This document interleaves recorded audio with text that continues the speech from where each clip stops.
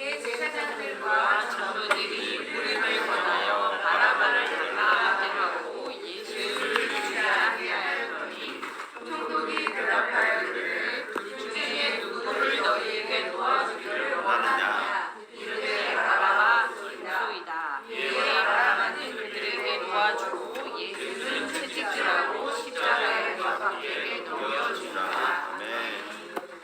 마태복음 17장 20절에서 21절, 26절이었습니다. 이 시간 부활의 운명 속으로라는 제목으로 이영기 목사님께서 말씀 전해주시겠습니다. 우리가 다 부활의 운명 속으로 들어가 있다고 생각합니다. 여러분들 모두가 당연히 예수의 이름을 부르시고 또 부활을 기념하시고 즐거워하시고 또 그런 부활의 어떤 주님의 주님을 항상 경험하면서 우리가 살고 있어요. 그 부활의 운명 속으로 우리 모두가 다 들어가 있는데요. 성경에 보면 그 부활의 운명 속으로 자기가 생각하지도 못하는 사이에 빨려 들어간 사람이 한 명 있어요. 바라바라는 인물인데요. 저는 그 바라바를 보면서 부활의 삶을 사는 인간의 어떤 가장 어떤 한 전형을 보여주는, 그리고 이런 인물을 고찰함으로써 우리가 어떤 삶을 살아야 되는지를 반면교사로도 좀 더 깊이 있게 묵상할 수 있지 않을까, 저는 그렇게 생각합니다.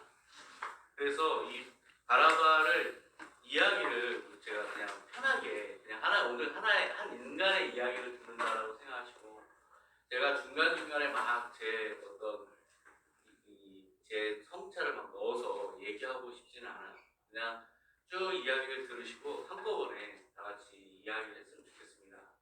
원래 바라바는 지금 죽을 수밖에 없는 운명이에요. 죽을 수밖에 없는 사형수예요. 왜냐면 강도 살인을 저질렀어요. 우리 중대범죄죠. 우리 헌법에서도 이런 범죄를 저지른 사람이라서 십자가형을 이제 당해야 되는 사람이에요. 근데 이 유명한 죄수와 달리 예수님은 유명한 예수였어요. 죽을 이유가 하나도 없는 하나님이에요. 그런데 이 십자가를 매개로 해서 이 운명이 엇갈려요. 그래서 바라바는 이 십자가 앞에서 죽을 사람이 안 죽게 돼요. 죽을 이유가 없는 예수는 죽게 돼요. 이렇게 엇갈린 운명으로 딱 갈라지는 이것만 성경에 이렇게 나왔어요. 더 이상 이제 여기서 더 이상 문제는 없어요. 그런데 그 스웨덴에 이 라게르트 비스트라는 사람이 1950년에 바라바라는 소설을 써서 그 이듬해에 우리 한강 노벨문학상 탔잖아요. 그런 1951년 노벨문학상 수상자가 됐어요.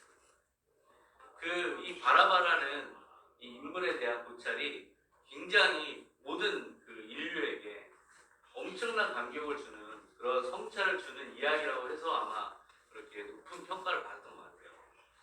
거기에 나오는 장면이 너무나 이제 아주 자연스럽게 바라바가 마치 진짜 그렇게 살았던 것처럼 느껴지게 하는데요. 이 바라바라는 군중들의 소리를 듣고 바라바가 잠에서 깨요. 왜 다 내 이름을 부르지? 근데 간수가 오는 거예요. 오더니 바라바 선빵! 이게 어찌된 일이냐. 이 억세게 운전 놈. 어제 마! 이렇게 풀어줘요. 그리고 바라바는 이제 엉겹결에 나오는 거예요. 내가 이제 죽어야 된다고 생각해서 이제 나는 체념하고 있었는데 갑자기 나오게 된 거예요. 그래서 물어보니까 저 사람이 대신 죽어야 된다라고 이 편결이 났다는 거예요. 저 사람은 도대체 그럼 뭘까? 계속 이제 관심이 가는 거죠. 아무래도 이 죽을 뻔했다가 저 사람 때문에 살았으니까 먼 발치에서 계속 힐끗힐끗 보는 거예요. 저 예수가 도대체 어떤 사람인가? 어떻게 되나? 정말 확실하게 죽어야 또 내가 살잖아요. 그러다 죽을 것 같이 가다가 또 뒤집어버리면 다시 와! 이러면 또 내가 잡히잖아요. 그러니까 계속 먼 발치에서 이 신비로움 속에서 또는 의심 속에서 완전 불안함 속에서 그러면서도 굉장히 뭔가 놀라움 속에서 예수님을 따라가요. 그래서 십자가에 무엇이 막히고 그리고 이 채찍을 맞으시고 하는 거에 굉장히 미안해요. 그러면서 한편으로 고맙죠. 그리고 미안하죠. 되게 복잡한 심정이에요. 그리고 예수님이 막 못질을 당하시는데 이렇게 되는 거예요. 자기도 막 그 도저히 볼 수가 없는 거예요.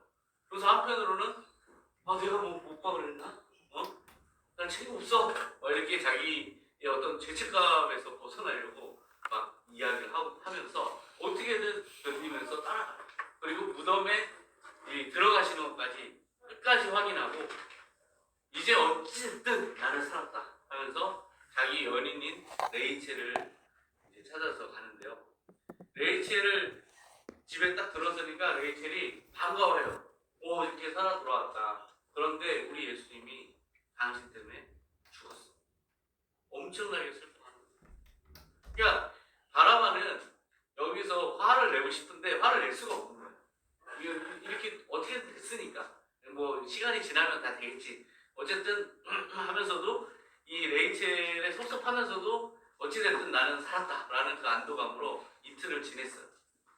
그런데 이틀 뒤에 레이첼이 아침에 어딜 나갔다가 갑자기 들어오더니 예수님이 부활하셨어요.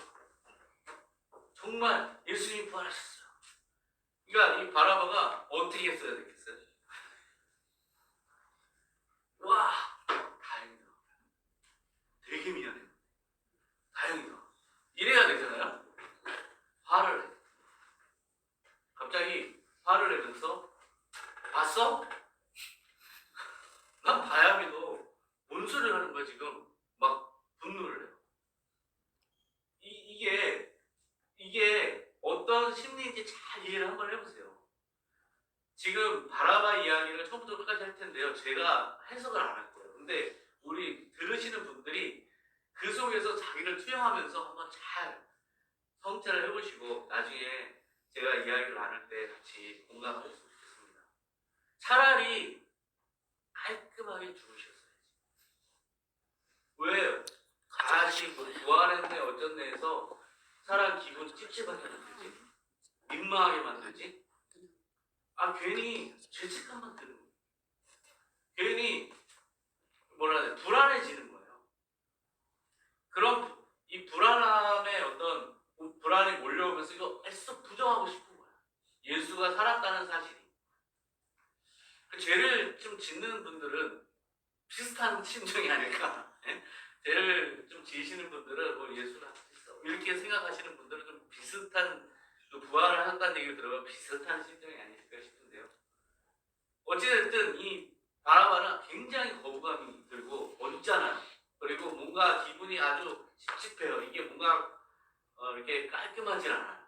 그런 채로 있는데 이 레이첼은 뭘 봤는지 아주 열렬하게 예수를 전하는 거예요. 부활했다고. 그리고 그냥 전하다가 스데반처럼 돌에 맞아 순교하기까지 하는 거예요.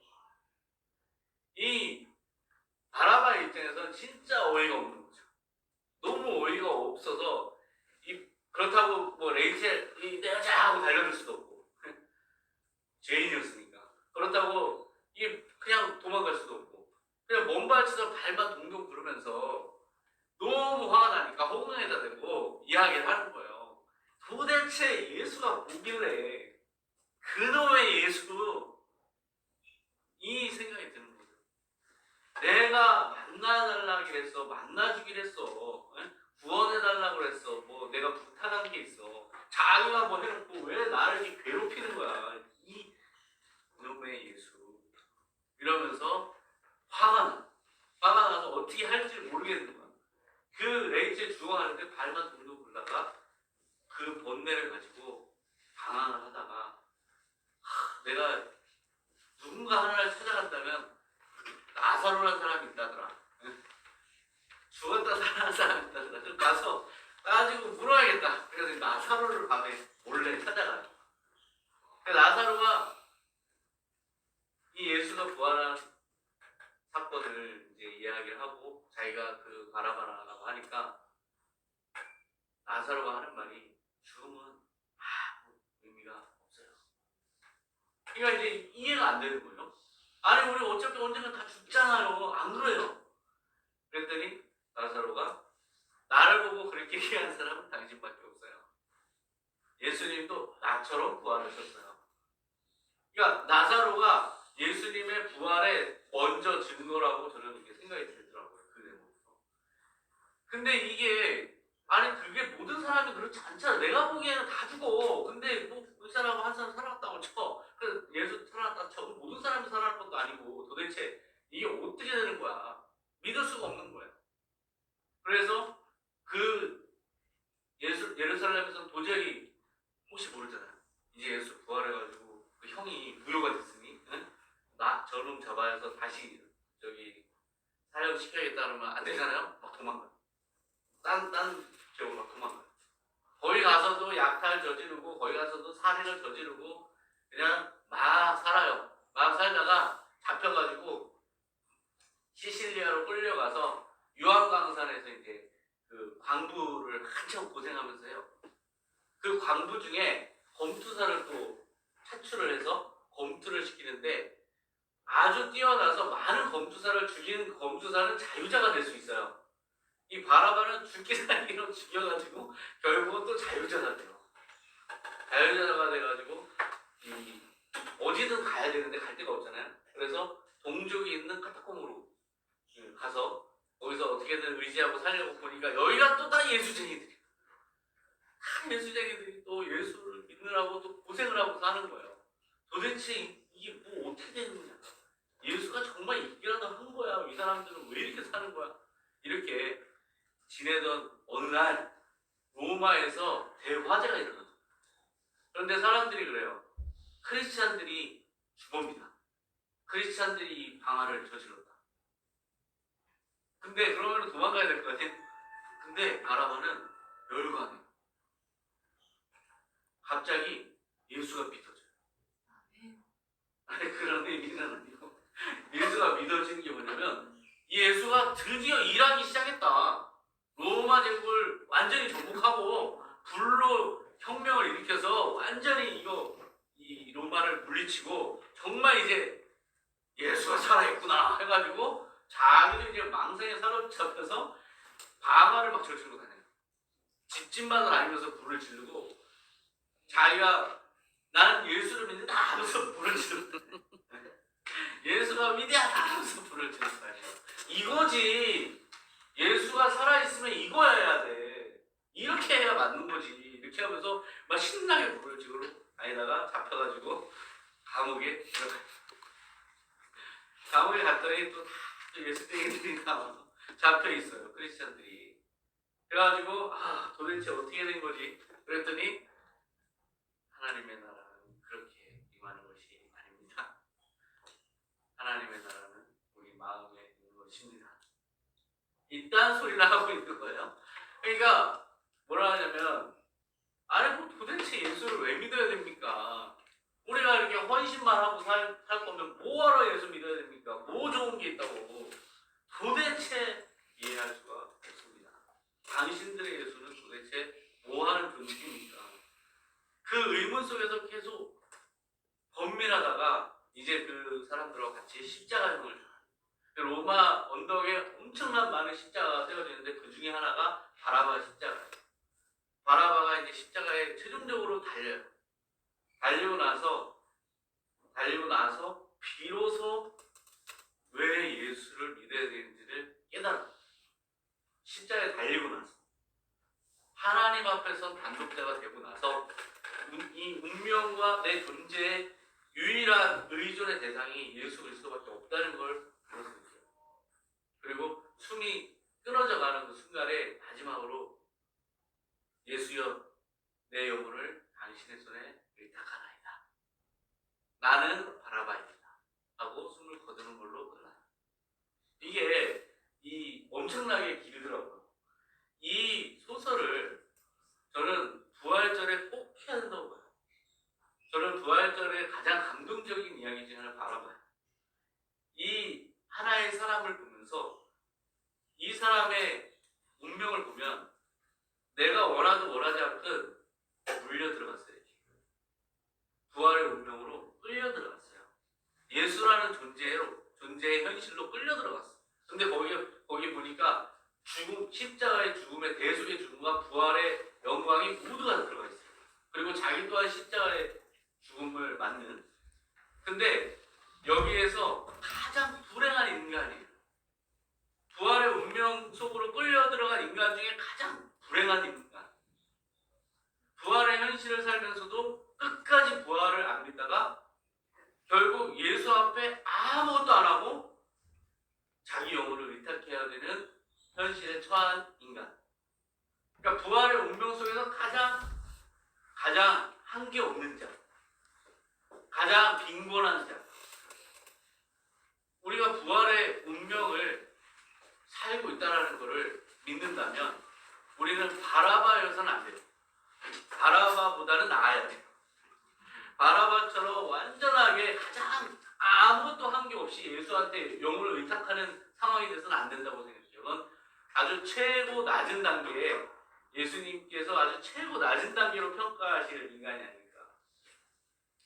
부활의 운명에 아무 한 거 없이 끌려 들어왔는데 가장 빈손으로 예수를 만나야 되는 아주 전형적인 최하의 기준이다. 바라바보다만 나으면 된다. 바라바보다 멀으면 멀을수록 더 좋다. 그럼 가장 멀은 사람은 카타콤에 숨겨졌다. 그리고 레이첼이겠죠. 자기가 사랑했던 여자 레이첼이겠죠. 이 바라바를 보면 예수의 현실 앞에서 굉장히 어정쩡한 행동을 해요. 뭔가 확실하게 내 삶을 투신하는 것도 아니고 뭔가 완전히 떠나는 것도 아니고 계속 그 어느 언저리에서 예수를 계속 접하면서도 거기에서 뭔가 믿음으로 받아들이지도 못하고 어정쩡하게 계속 옆에서 주변을 서성이는 자. 우리의 삶이 부활의 운명이라는 현실을 사는 존재로서 어정쩡하게 예수의 주변을 기웃거리는 삶, 예수의 삶으로 같이 뛰어들어가지 못하는 삶이라면 그것이 이제 바라바에 가까운 거예요. 레이첼과 같이 완전히 투신할 수 있다면 우리는 그만큼 더 스테반이 본 영광에 가까운 삶을 사는 거죠. 이 바라바가 부활을 맞닥뜨리는 우리에게 기준과 같은 인간이다. 그런 생각을 하게 돼요. 나사로가 자기의 죽음과 삶을 그 근거로 해서 왜 이 세상에 죽음이라는 의미가 없고 부활이 진정한 현실인지를 이야기를 했는데도 믿지 않는. 그래서 예수님께서 뭐라고 말씀하셨냐면요. 예수님, 그런 사람, 죽었다 깨어난 사람을 보내주시면 다들 믿지 않겠습니까? 그때 예수님 뭐라 하세요? 아무리 죽었다 깨어난 사람을 보내도 예언자와 모세와 예언자의 전해드린 이야기로 나의 부활을 믿지 않는 자는 아무리 보내줘도 못 믿을 거다. 예수님을 봐야 믿는다라는 착각? 엄청난 착각이에요. 저는 이제 철학도, 파리새인의 철학도 공부하고 또 홉스의 유물론적인 철학도 공부하고 플라톤의 아리스토텔레스의 철학도 공부하고 포스트 모더니즘 철학도 공부하고 또 지금은 생물학도 좀 보고 있고 많은 것들을 보면요. 인간이 얼마나 어리석은 존재인지를 어떤 걸로 알 수 있냐면 유일한 시각이라는 감각 하나로 모든 걸 판단하는 것처럼 엄청난 착각이 없어요. 우리의 시각이라는 거는 다 거짓이에요. 여기에 있는 진짜 색상이 아니에요. 이 진짜 색상은 이게 아니에요. 우리의 눈에 보이는 가시광선만 볼 수 있습니다. 결국 우리는 이 시각을 완전히 의존할 수 없음에도 불구하고 완전한 시각 의존성을 갖고 봐야 믿는다. 오직 제가 매일 학생들하고 싸우는 게 봐야 믿는다예요. 애들은 뭐냐면 저는 성적 보세요. 제가 할 수 있겠어요? 하고 저한테 자기의 불가능을 입증하고요. 나는 이 성적이 왜 봐야 되냐? 너의 미래를 보고 달리자. 이거 가지고 싸우는 거예요. 왜 봐야 믿는다라는 걸 가지고 너 스스로가 좌절을 스스로 자꾸 내면화시켜. 이거는 너의 이제 너가 어떤 결과를 만들지를 바라봄으로써 그걸 향해서 달려나가면 현실이 바뀌어. 이거를 아무리 설명을 해도 이 봐야 믿는다라는 어떤 정신적인 질환과 같은 중독증, 집착증, 이 시각 일변도의 망상, 착각, 여기에서 헤어나옵니다. 이거를 얼마만큼 헤어나올 수 있느냐에 따라서 보이지 않는 세계, 정말 보이지 않는 세계 속에서 오감으로 느낄 수 있고 인생으로 느낄 수 있고 삶의 역사로 느낄 수 있는 하나님의 그 선명한 일하심을 볼 수가 있다라는 거죠. 그래서 벗어나야 돼요. 시각에서. 시각 중심성. 오히려 청각을 좀 길러야 되고요. 오히려 이 느낌을 좀 촉각을 길러야 돼요. 그리고 영적인 감각을 길러야 돼요. 어떤 예수님이 역사하시는 그 사랑의 뜨거운 촉감을 느낄 수 있어요. 이런 것들이 있어야지 이 바라바 같은 삶을 벗어날 수 있다. 바라바를 보시면요, 유물론적 사고를 가지고 있어요. 모든 걸 그냥 물질적으로 보여야 그냥 그것이 진리다. 내 눈앞에 이렇게 펼쳐지는 거. 그러다 보니까 약탈과 살인을 저지르는 거죠. 그러다 보니까 누구 하나를 위해서 희생하고 헌신하는 삶을 못 사는 거죠. 그런 건 의미가 없는 거예요. 나한테 아무 이익이 없고 쾌감이 없으니까. 이런 삶에서 가장 멀리 갈수록 이런 감각, 어떤 집중적인 삶에서 가장 멀리 떨어져서 예수의 말씀을 마음으로 믿고 의지로 믿고 결단하고 그것을 실천함으로써 거기서 경험이 되는 예수를 자꾸 찾을 때 부활의 운명의 가장 아름다운 방향으로 가지 않을까. 이 바라바가 마지막에 고백한 걸 보면요, 십자가상의 강도예요. 예수님 옆에 있던 강도, 예수님 옆에서 아무것도 한 거 없이 당신의 나라의 맛이 나를 기억하소. 이거 한번 해서 오늘 낙원에 있을 한 사람. 그 사람을 우리가 부러워해야죠. 구원 받았으니까. 하지만 그 사람을 부러워하는 걸 넘어가야죠. 왜? 그거보다 더 많은 것으로 주님께 영광을 돌리는 삶을 살지 못한 나를 계속 이 성찰하면서 순간순간마다 옆에 계시는 주님께서 기뻐하시는 것들을 찾아서 하려고 하는 마음으로 살아야 부활의 운명을 사는 사람이죠. 부활의 현실을 사는 사람이죠. 이 부활의 현실은 벗어날 길 없는, 바라보조차 벗어날 수 없었던 현실이에요. 우리가 지금 너무 AI라든지 각종 이 유튜브라든지 매체가 장악한 이런 시대를 살고 있어서 더욱더 1대1로 하나님과 대화하거나 신 앞에서 단독자가 돼 있는 경험이 없을 수 있어요. 그런데 이런 인물이 살아간 이 가장 낮은 수준의 주님을 기쁘시게 한 삶을 성찰하면서 내 스스로 주님 앞에 오늘 이 순간, 이 부활절의 이 순간 주님께서 살아계심을 믿고 내가 오늘 이 바라바보다 가장 멀리 떨어진 사람, 가장 주님을 기쁘시게 한 스데반과 같은 사람, 또 베드로와 같은 사람, 사도들과 같은 사람으로 내가 주님께 기쁨을 드리기 위해서 하나라도 더 하는 삶으로 살겠습니다. 이렇게 결단하고 실천에 나가기 시작하면 부활이 계속 현실로 경험되는 아주 뜨거운 삶을 살 수 있어요. 이런 부활의 어떤 운명 속에 있다는 것을 우리 스스로 완전히 부인할 수 없다면 부활의 운명 속에 있음을 그냥 받아들이시고 거부하지 마시고, 아무리 거부해도 이미 저한테 들으셨기 때문에 이제는 빼도 박도 못해요. 그냥 물려 들어가셨어요. 예수의 보혈을 확 뿌려요. 예수의 보혈 뿌려서 여러분들 그냥 그 보혈이 이제 끈덕지게 부활의 운명 속으로 끌고 들어가시기를.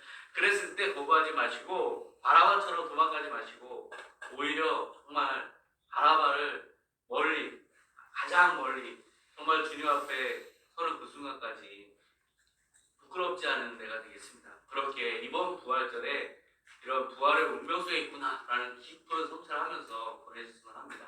기도하겠습니다. 하나님 아버지 감사합니다. 우리는 알게 모르게 주님의 보혈의 은혜 가운데 주님의 보혈의 은혜를 입은 자로서, 보혈로 생명을 입은 자로서 부활의 운명 속으로 이미 빨려 들어가 있습니다. 우리는 이제 예수와 함께 살 수밖에 없는 운명 속에 있고, 아무리 순간순간 내 감각이 그거를 부정하더라도 그것은 거부할 수 없는 엄연한 영적인 현실임을 바라볼 통해서 깨달았습니다. 아무리 거부하고 도망치고 반대로 살아도 결국에는 우리는 주님 앞에 홀로 설 수밖에 없고, 그때 주님께 우리 영혼을 의탁해야 되는 그 순간이 반드시 오게 되어 있습니다. 주님, 우리가 깨닫게 하여 주시고 부활의 운명 속에 있음을 인정하게 하여 주시고, 이제 이 부활절 예배를 통해서, 이번 부활절 예배를 통해서 결단하며 주님의 부활의 운명이라면 이제 변화된 삶으로, 정말 주님께 드려지는 삶으로, 주님께 의탁하는 삶으로 완전히 변화돼서 사랑하는 사람으로, 주님을 섬기는 사람으로 살겠다고 다짐하는 우리 모든 하얀의 가족들 되게 하여 주시옵소서. 감사드리며 예수님의 이름으로 기도하옵나이다. 아멘. 이 시간 우리 다 같이 우리 연세대 캠퍼스를 위해서 기도하시겠습니다. 올 봄에 보니까 되게 외국인 학생들이 되게 많고요. 그 다음에 무엇보다 이제 신앙이 굉장히 신앙생활에 열심히 하지 않았던 새내기들이 참 많이 들어오고 있어요. 예수를 모르는 학생들이 되게 많습니다. 이들을 위해서 우리가 중보 기도하는 것이 굉장히 우리에게 맡겨진 사명입니다. 누군가는 중보 기도하고, 누군가는 가르치고, 누군가는 친구를 전도하고, 누군가는 또 건너우드상에서 정말 신실한 모습을 보여주는 그 표정 하나로도 예수의 살아계심을 느끼게 할 수 있어요. 우리가 우리의 역할을 감당하기 위해서 부족함이 없도록 해달라고, 그리고 이 캠퍼스가 온전히 주님의 성령의 은혜로 주님의 드려진 캠퍼스이니 주님께서 역사해달라고, 새로운 새내기들이 주님을 만나고 주님을 경험할 수 있는 캠퍼스 되게 해달라고 우리 다 같이 연세대를 위해서 기도하겠습니다. 하나님 아버지 감사합니다. 주님께서 불러주셔서 연세대를 위해서 귀한 중보 사역을 감당하게 하시니 감사합니다. 우리 너무나 부족하지만 부족한 입술로 주님께서 부탁하신 기도의 사명을 감당하고 있습니다. 우리가 이 자리에 오기까지, 이 시간이 되기까지 우리는 많은 헌신을 했습니다. 아버지 하나님, 이 순간을 선택하기까지 우리의 드려진 삶의 뜻을 받아주시고 우리의 받아주시고, 이 시간 우리가 간절히 행동으로 모아서 기도하는 연세를 위해서 주님께서 아버지 역사의 기도하는 분들을 감사해 주셔서 아버지 이 무서운 기도에 아버지 필요한 사람들이 들어오는 사람들마다 예수의 양심을 기도하고 살아계심을 주여 아버지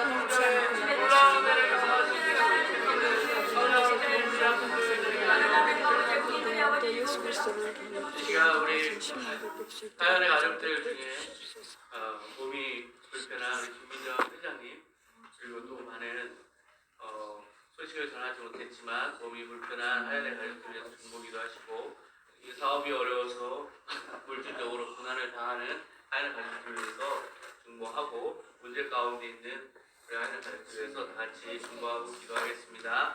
아버지 하나님 감사합니다. 아버지 우리 하얀의 가족들 잡아주셔서 사랑으로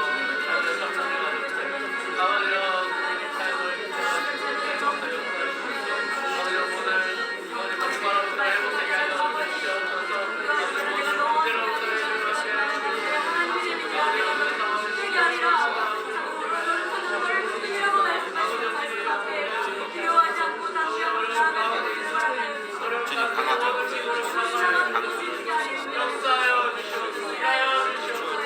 주님의 살아계심을 나타내는 주님의 영광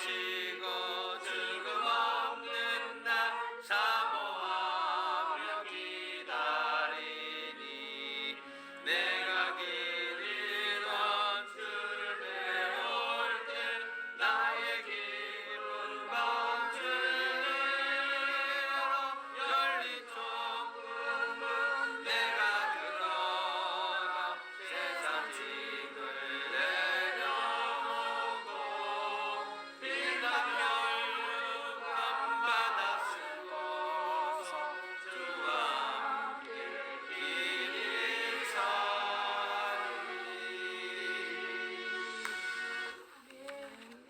이 시간에 이영기 목사님께서 축도해 주심으로 4월 하양의 예배를 마치도록 하겠습니다.